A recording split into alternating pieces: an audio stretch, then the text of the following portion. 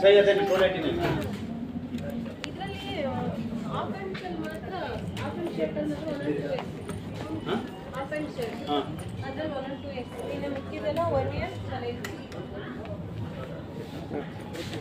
ಮಾತ್ರ ಹಾಕೊಂಡಿದ್ದಾರೆ ರೀತಿಯಾಗಿ ನಾನು ದೀಪದ மாதிரி அதுதான் நான் ஃபர்ஸ்ட் எடுத்தேன். சரி இது கொஞ்ச நேரம் ஷாப்பிங் பண்ணுறோம்.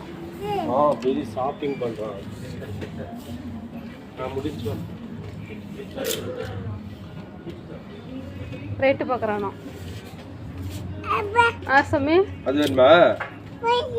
அது வேணுமா? சரி எடுத்துக்கோங்க.